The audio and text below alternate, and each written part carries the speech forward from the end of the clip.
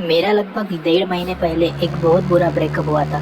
मैं और मेरा एक्स 1 साल तक साथ थे, लेकिन आखिरकार मुझे एहसास हो गया कि वह एक बेहद घटिया इंसान था और उसके साथ मेरा कोई भविष्य नहीं था। फिर भी मैं उससे प्यार करती थी। रिश्ता ख़त्म करना आसान नहीं था।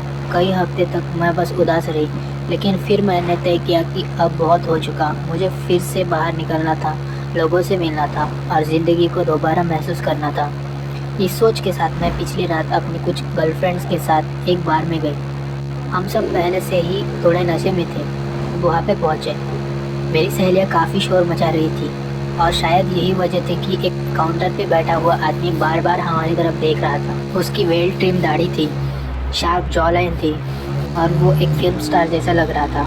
मेरी सहेलियाँ भी उसे देखकर फिदा हो रही थी, लेकिन उसकी नज़र सिर्फ मुझ पे थी। कुछ देर बाद उसने मेरे लिए एक ड्रिंक भेजी। मैंने मुस्कुराकर उसे स्वीकार कर लिया। आखिर में क्या करती, ऐसा मौका छोड़ देती क्या? हम बात करने लगे। बातें धीरे धीरे फ्लर्ट में बदल गई। वह बेहद आकर्षक और हैंडसम था। समय कैसा बीत गया पता भी नहीं चला। रात काफ़ी हो चुकी थी। मेरे सहेलियाँ घर जाने लगी, लेकिन मैं वही रुकना चाहती थी। भी उसने मुझे अपने अपार्टमेंट चलने के लिए कहा। आमतौर पर मैं कभी हाँ नहीं कहती, लेकिन उस रात मैं अपने दिल के टूटने, शराब और रोमांच की चाहत के बीच फंसी हुई थी। ने हाँ कह दिया। उसने हमारे लिए एक आखिरी राउंड ड्रिंक्स मंगवाई और उसके बाद सब कुछ धुंधला होने लगा। मुझे बस इतना याद है कि मैं लड़खड़ाते हुए उसकी कार तक पहुंची थी। उसने मुझे सीट पर बैठाकर बेल्ट लगाई। फिर मेरी आंखों के सामने सड़क की रोशनियां धुंधली होने लगी। कार रुकी तो मैंने देखा कि हम किसी अपार्टमेंट में नहीं थे। हम एक पुराने जर्जर होटल पिक्स के बाहर खड़े थे। मेरे शरीर में इतनी ताकत नहीं बची थी कि मैं उसे विरोध कर पाऊँ। उसने मुझे लगभग घसीटते हुए कमरे तक पहुंचाया, बिस्तर पर फेंका और उसके बाद सब अंधेरा हो गया। अगली सुबह मेरी आँख खुली। मैं उसी होटल के बिस्तर पर थी। कमरे में सीलन और फफूंदी की बदबू फैली हुई थी। मैं सिर्फ अपने अंडरगारमेंट में थी, लेकिन सबसे बुरी चीज़ अभी बाकी थी। जैसे ही मैंने उठने की कोशिश की, मेरे शरीर के बाएं हिस्से में भयानक दर्द उठा। मैंने नीचे देखा।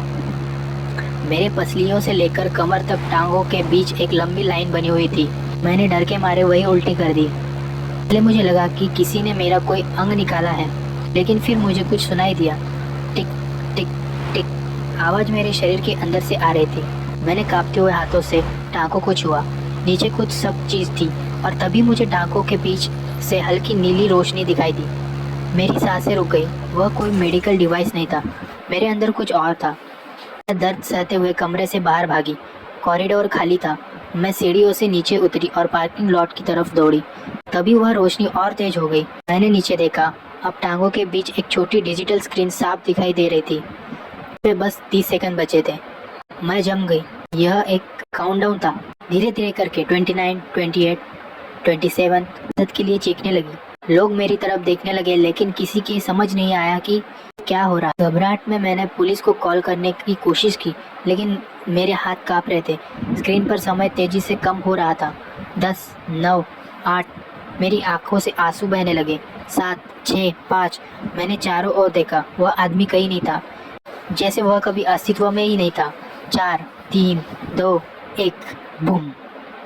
अगले ही पल एक कान फाड़ देने वाला धमाका। पूरा पार्किंग लॉट आग और धुएं में डूब गया। पुलिस और जांच एजेंसियां मौके पर पहुंची तो उन्हें उस आदमी का कोई रिकॉर्ड नहीं मिला। होटल के सीसीटीवी फुटेज में उसका चेहरा हर फ्रेम में धुंधला था।